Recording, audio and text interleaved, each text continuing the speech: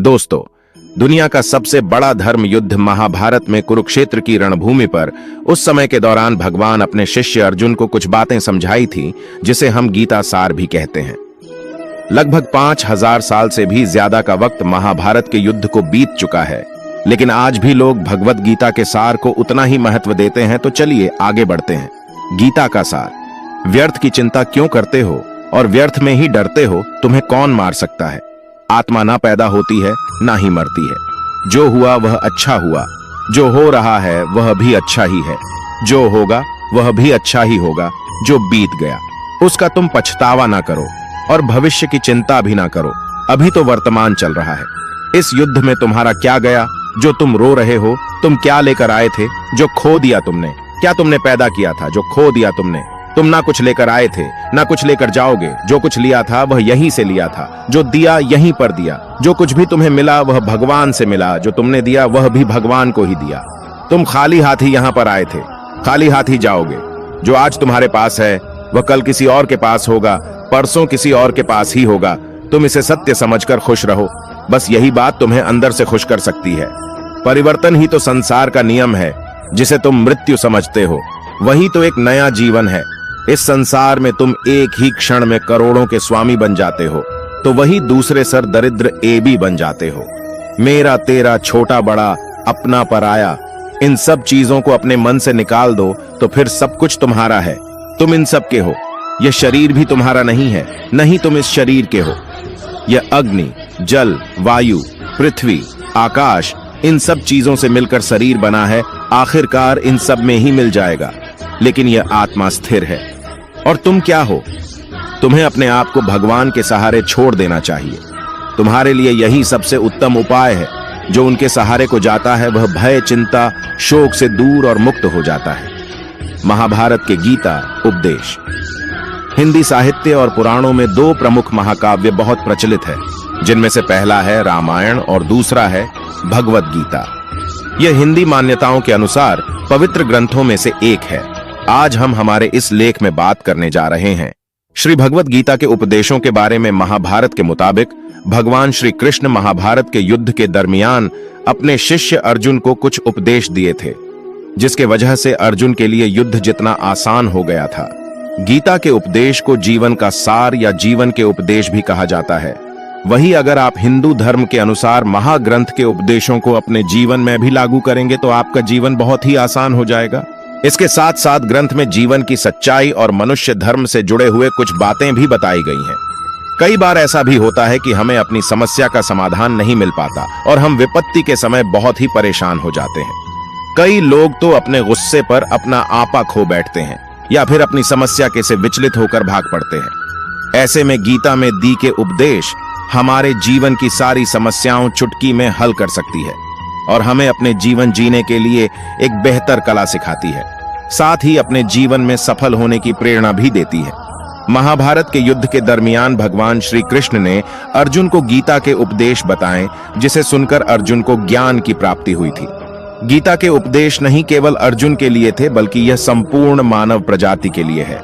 मनुष्य के जीवन में सफलता पाने के लिए भगवत गीता में दिए गए उपदेश एक मंत्र की तरह काम कर सकते हैं। आइए तो अब जानते हैं गीता सार के बारे में, जो इंसान के अंदर चल रही उठापटक को शांत करके उन्हें सफल जीवन जीने के लिए मदद करती है। मानव शरीर अस्थाई और आत्मा स्थायी है। भगवत गीता के एक श्लोक में भगवान श्री कृष्ण ने मानव शरीर की तुलना एक कपड़े के टुकड़े से की है। मतलब मनुष्य शरीर एक ऐसा कपड़ा है जिसे आत्मा अपने हर जन्म में बदलती रहती है। इसका मतलब मनुष्य का शरीर आत्मा के लिए एक अस्थाई वस्त्र की तरह है, जिसे उसे अपने हर जन्म में बदलना पड़ता है। गीता का यह उपदेश हमें यह सिखाता है कि हमें मनुष्य के आत्मा से प्यार करना चाहिए। उनकी पहचान उनके आत्मा से करनी चाहिए। हमें मनुष्य के शरीर से आकर्षित नहीं होना चाहिए। मनुष्य के भीतरी मन को समझना ही उचित होता है। जो लोग मनुष्य के शरीर से ही केवल प्यार करते हैं, ऐसे लोगों के लिए गीता का उपदेश बहुत कुछ सिखाने वाला साबित हो सकता है। जीवन का एकमात्र सत्य है, वो है मृत्यु। गीता के इस उपदेश में भगवान श्री कृष्ण ने यह बताया है कि इंसान को जन्म मरण के चक्र के बारे में जान लेना चाहिए, क्योंकि मनुष्य के जीवन का एकमात्र सच जो है वह मृत्यु है। क्योंकि जिस भी इंसान ने इस दुनिया में जन्म लिया है, उसे एक न एक दिन इस संसार को छोड़कर जाना ही पड़ता है। और यही इस दुनिया का अटल सत्य है। लेकिन इस बात से भी नकारा नहीं जा सकता कि हर इंसान अपनी मौत से भयभीत रहता है। इसलिए मनुष्य को जीवन की अटल सच्चाई को जान लेना चाहिए और अपनी वर्तमान की खुशियां को भी खराब नहीं करना चाहिए। गुस्से पर काबू करना चाहिए, क्योंकि क्रोध से व्यक्ति का नाश हो जाता है। भगवान श्री कृष्ण ने इस उपदेश में यह बताया है कि क्रोध से मनुष्य को भ्रम पैदा होता है और भ्रम में वह अपनी बुद्धि का विनाश कर बैठता है। क्रोध में जब मनुष्य की बुद्धि काम नहीं करती है, तब मनुष्य का तर्क वितर्क करने की क्षमता नष्ट हो जाती है और व्यक्ति का वही नाश हो जाता है। इसी तरह हर एक व्यक्ति को अपने गुस्से पर काबू करना सीखना चाहिए। मनुष्य गुस्से में कई बार ऐसा काम कर देता है जिससे उसको बाद में जाकर हानि का सामना करना पड़ता है। वहीं अगर मनुष्य अपने क्रोध पर काबू नहीं कर पाए, तब वह कोई गलत कदम उठा बैठता है। जब भी मनुष्य के मन में क्रोध की भावना उत्पन्न होती है, तब मनुष्य का मस्तिष्क काम करना बंद कर देता है और वह सही गलत का वह उचित फैसला नहीं ले पाता। इसलिए हमेशा मनुष्य को अपने क्रोध को काबू में रखना चाहिए और अपने मन को शांत रखना चाहिए, क्योंकि गुस्से में लिया गया फैसला आपको गहरी क्षति पहुंचा सकता है। व्यक्ति अपने कर्मों को नहीं छोड़ सकता है। भगवान श्री कृष्ण ने गीता के सार में यह बताया है कि कोई भी व्यक्ति अपने कर्मों को नहीं छोड़ सकता, जिसका मतलब व्यक्ति साधारण समझ के साथ अपने कर्मों में लगे रहते हैं। उन्हें अपने कर्म से हटना या छोड़ना नहीं चाहिए, क्योंकि वह ज्ञानवादी नहीं बन सकते हैं। वहीं अगर मनुष्य अपने कर्मों से पीछा छुड़ा ले या अपने कर्म करना बंद कर दे, तब वह अपने रास्ते से भटक जाता है। संसार का नियम है जिसके मुताबिक मनुष्य को अपने कर्मों को करते रहना होगा। जो व्यक्ति अपने कर्मों से बचना चाहता है या वह अपने कर्म को करना बंद कर देता है, ऐसी परिस्थिति में वह मनुष्य मन ही मन में डूबता जाता है। अर्थात जिस व्यक्ति का जो स्वभाव होता है, वह उसी के मुताबिक अपने कर्मों को करता है। मनुष्य को देखने का नजरिया, गीता के सार में मनुष्य के देखने के नजरिए के बारे में भी कुछ बातें बताई गई हैं।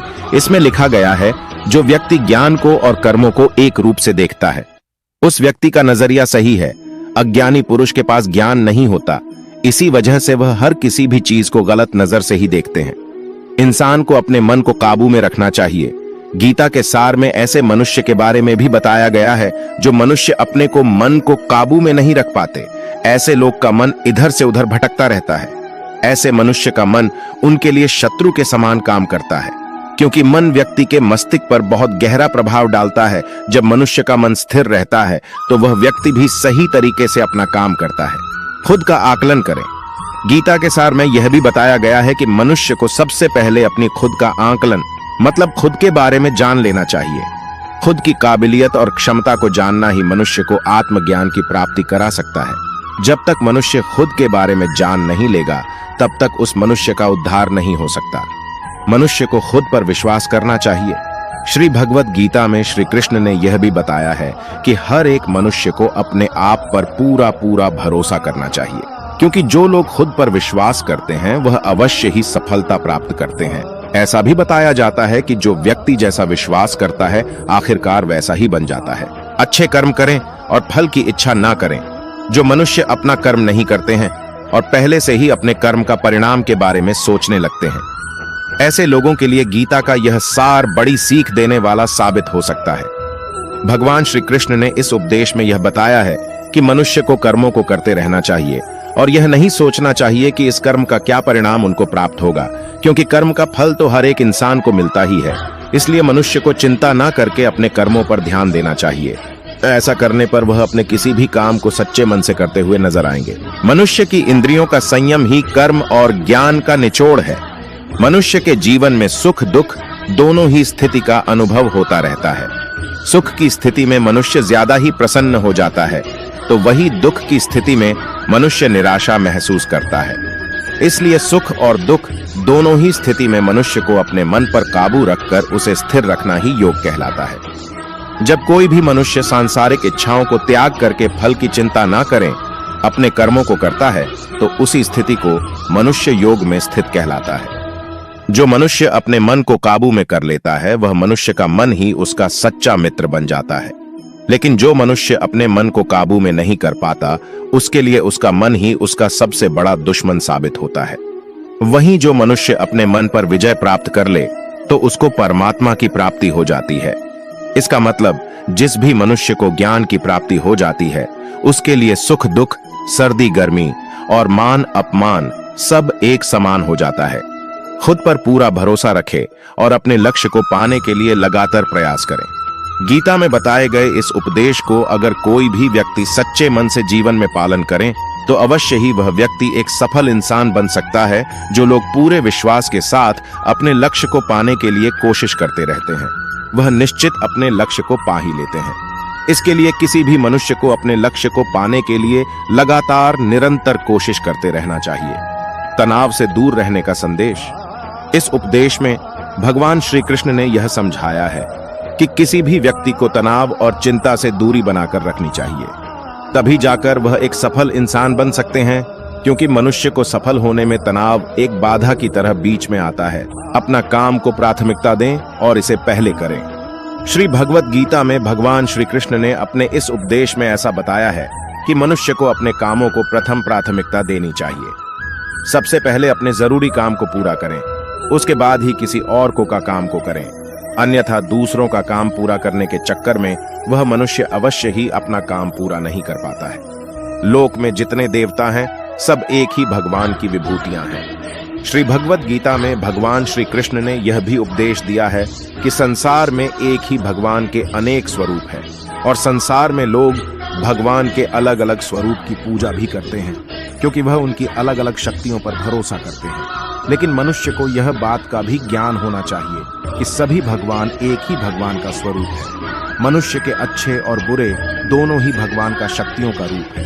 अर्थात ब्रह्मांड में जितने देवता है वह सारे ही देवता एक ही भगवान का अनेक स्वरूप है, जिनकी मनुष्य कभी पीपल के रूप में पूजा करते हैं तो कोई पहाड़ के रूप में। भगवान अनगिनत है जिनका कोई अंत नहीं है, लेकिन मनुष्य अपनी अपनी आस्था के अनुसार अपने देवी देवताओं की पूजा करते हैं।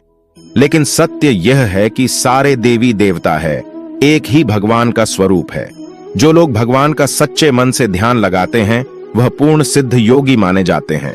भगवत गीता सार में भगवान श्री कृष्ण ने ऐसा भी कुछ बताया है कि मनुष्य अगर सच्चे मन से भगवान की पूजा आराधना करते हैं, अपना पूरा ध्यान सच्चे मन से भगवान की ओर लगाते हैं, तो उन लोगों को अवश्य ही सिद्धि की प्राप्ति होती है।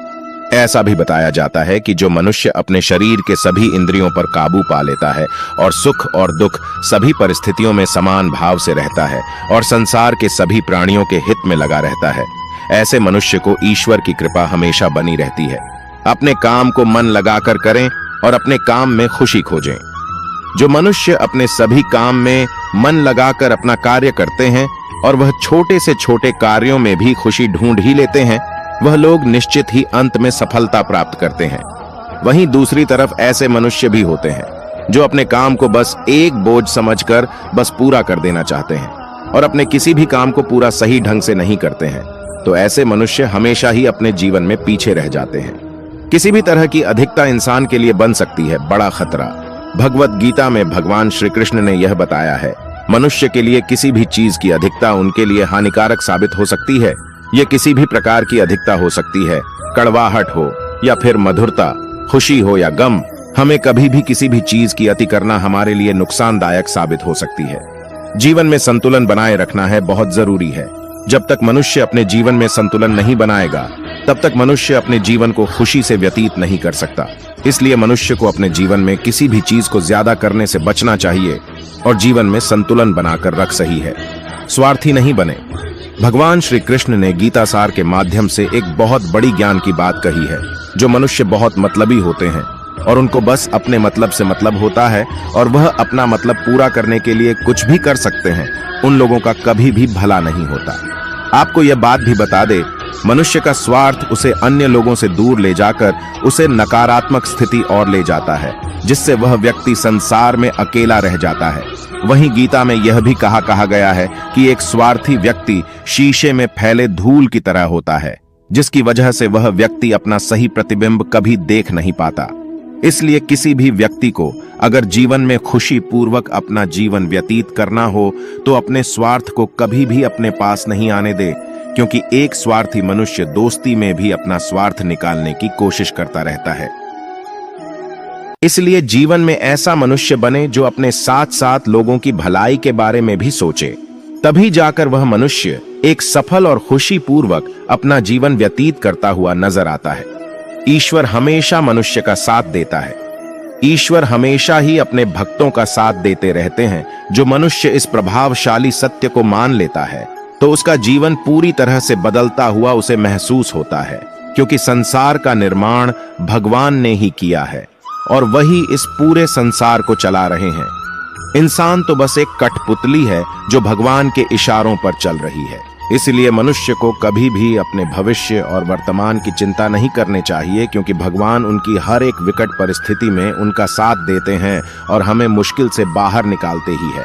इसलिए हम सबको ईश्वर पर सदैव भरोसा रखना चाहिए। संदेह की आदत इंसान के दुख का कारण बनती है। भगवत गीता के इस सार में ऐसे मनुष्य के बारे में बताया गया है जो लोग सदैव ही हर एक परिस्थिति में सत्य पर संदेश की आदत रखते हैं और जरूरत से ज्यादा शक करते हैं। ऐसे लोगों के बारे में भगवान श्री कृष्ण ने ऐसा कहा है कि पूर्ण सत्य की खोज यह हमेशा संदेह करना मनुष्य को दुख का कारण बनती है। शक करना एक ऐसी आदत है जो मजबूत से मजबूत रिश्ते को भी खतरे में डाल देती है। वही जिज्ञासा होना एक अलग बात है, लेकिन पूरी तरह से सत्य की खोज या फिर संदेह करना उसको दुख प्रदान करती है और शक करने वाला इंसान के पास अंत में पछतावा के अलावा कुछ भी नहीं रहता। महाभारत के युद्ध के दरमियान भगवान श्री कृष्ण द्वारा दिए गए गीता उपदेश को लोग अगर अपने जीवन में उतारें तो आप निश्चित ही जीवन में सफल हो सकते हैं। गीता सार के यह उपदेश एक सफल जीवन के निर्माण के लिए बेहद महत्वपूर्ण भूमिका निभाते हैं। दोस्तों, अगर आप सबको इस वीडियो से थोड़ी भी सीख मिली हो तो प्लीज वीडियो को लाइक कीजिए और एक प्यारा सा कमेंट कीजिए। और हाँ, हमारे चैनल को सब्सक्राइब कर देना और बेल आइकन को भी प्रेस कर देना, ताकि हमारी हर नई वीडियो की नोटिफिकेशन सबसे पहले आप तक पहुंचे। शुक्रिया। जय श्री कृष्ण। राधे राधे।